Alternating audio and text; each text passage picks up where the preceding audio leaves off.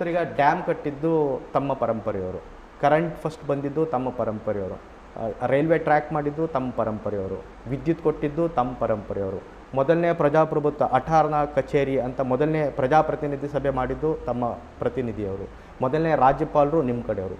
ಇಷ್ಟೆಲ್ಲ ತಾವು ಜನಪರ ಸೇವೆ ಮಾಡಿ ಈಗ ತಾವು ರಾಜಕೀಯಕ್ಕೆ ತಾವು ಈಗ ತಮ್ಮ ತಲೆಮಾರಿಂದ ಈಗ ಮತ್ತೀಗ ವಾಪಸ್ ರಾಜಕೀಯಕ್ಕೆ ಬಂದಿದ್ರಿ. ಈಗ ಜನರಿಗೆ ನೀವು ಇಷ್ಟೆಲ್ಲ ಸೇವೆ ಮಾಡಿದರೆ ತಾವು ಓಟ್ ಕೇಳುವಂಥ ಅಗತ್ಯ ಇದೆಯಾ? ಇದೆ. ಇವತ್ತಿನ ವ್ಯವಸ್ಥೆಯಲ್ಲಿ ಜನರು ರಾಜರು ಅಂತ, ಪ್ರಜೆಗಳು ರಾಜರು ಅಂತ ನಮಗೆ ಗೊತ್ತಿದೆ. ಇವತ್ತಿನ ವ್ಯವಸ್ಥೆಯಲ್ಲಿ ಅವರ ಅಭಿಪ್ರಾಯಗಳು, ಅವರ ಆಲೋಚನೆಗಳು ಮತ್ತು ಅವರ ಒಂದು ಏನು ಸಲಹೆ ಏನಿರ್ಬೋದು, ಅವರ ಸೇವೆ ಏನಿರ್ಬೋದು, ಅದರೊಂದಿಗೆ ನಾವು ಮುಂದೆ ಬರ್ಬೋದು. ಅವರ ಪ್ರತಿನಿಧಿ ಆಗಬೇಕಾಗಿರೋದು ಇವತ್ತಿನ ವ್ಯವಸ್ಥೆಯಲ್ಲಿ ಮುಖ್ಯವಾದದ್ದು. ಸೊ ಅದಕ್ಕಾಗಿ ಇದಕ್ಕೆ ವ್ಯವಸ್ಥೆಗೆ ತಕ್ಕಂತೆ ನಾವು ಕೆಲಸ ಮಾಡಬೇಕಾಗಿದೆ. ನಮ್ಮ ಅರಮನೆಯಲ್ಲಿ ಯಾವುದೇ ರೀತಿ ನಿರೀಕ್ಷಣೆ ಇಲ್ಲ. ಆಗಿನ ಕಾಲದಲ್ಲಿ ಅವ್ರ ಧರ್ಮ ಆಗಿತ್ತದು ರಾಜಧರ್ಮ. ರಾಜರಾಗಿ ಒಂದು ಜನರ ಹಿತರಕ್ಷಣೆಗೋಸ್ಕರ ನಾವು ಕೆಲಸ ಮಾಡಬೇಕಾಗಿದೆ. ಅದು ಅವ್ರ ಜವಾಬ್ದಾರಿ ಆಗಿತ್ತು. ಅದಕ್ಕಾಗಿ ಅವ್ರು ಕೆಲಸ ಮಾಡಿದರು. ಅದರಿಂದ ಜನರು ಬಂದು ಮತ್ತೊಮ್ಮೆ ಅವ್ರಿಗೆ ಆಳ್ವಿಕೆ ಕೊಡಬೇಕಂಥದ್ದು ನಿರೀಕ್ಷೆ ಏನೂ ಇಲ್ಲ.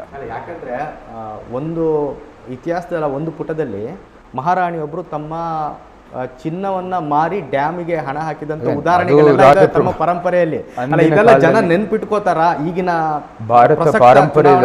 ಭಾರತ ಪಾರಂಪರ್ಯದಲ್ಲಿ ಅನೇಕ ರಾಜರು ತಮ್ಮ ಸ್ವಂತ ಆಸ್ತಿನೇ ಮಾರಿ ಅಥವಾ ತಮ್ಮ ಸ್ವಂತ ಏನು ಒಡವೆಗಳಿರ್ಬೋದು.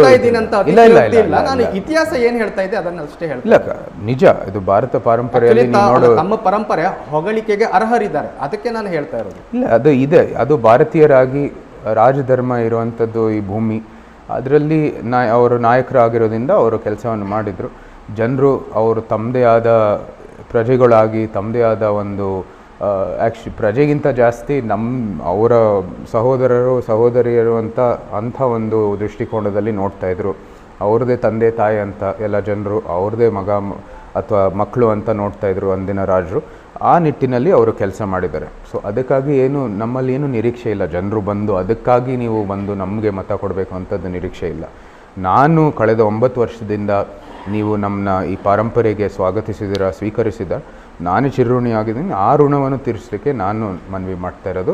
ಮತ್ತು ನಮಗೆ ಈ ಮೈಸೂರು ಮತ್ತು ಕೊಡಗು ಭಾಗದಲ್ಲಿ ನಮಗಿರುವ ಅಭಿವೃದ್ಧಿಯ ದೃಷ್ಟಿ ಮತ್ತು ನಮ್ಮ ಪ್ರಧಾನಮಂತ್ರಿಯವರು ರಾಷ್ಟ್ರ ಮಟ್ಟದಲ್ಲಿ ಮಾಡ್ತಾ ಇರೋ ಕೆಲಸ, ಅದು ನಿಜವಾಗ್ಲೂ ಶ್ಲಾಘನೀಯ. ಅದು ಅವ್ರ ಪರವಾಗಿ ಒಂದು ಸೇತುವೆಯಾಗಿ ಮೈಸೂರು ಕೊಡಗು ಭಾಗದಲ್ಲೂ ಕೂಡ ಅಭಿವೃದ್ಧಿ ಮಾಡುವಂಥದ್ದು ನನ್ನ ಉದ್ದೇಶ.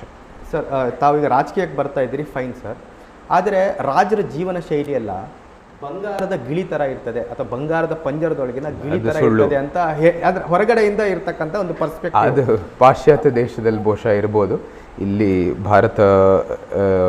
ಭಾರತೀಯ ಪಾರಂಪರೆಯಲ್ಲಿ ರಾಜರು ಬೇರೆ ದೃಷ್ಟಿಕೋನದಲ್ಲಿ ನೋಡಬೇಕಾಗಿದೆ.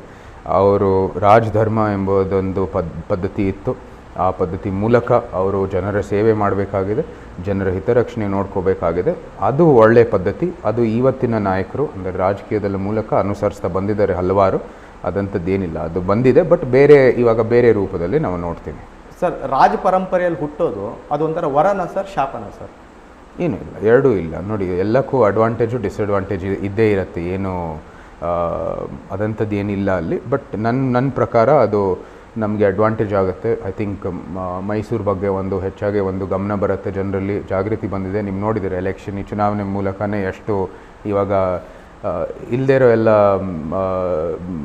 ಮಾಹಿತಿ ಇವಾಗ ನಮ್ಮ ಕಡೆ ಮೈಸೂರು ಕಡೆಯೇ ಎಲ್ಲರೂ ನೋಡ್ತಾ ಇದ್ದಾರೆ. ಸೊ ಅದರಿಂದ ಒಳ್ಳೆಯದಾಗುತ್ತೆ ಅಂತ ನನ್ನ ಅನುಭವ.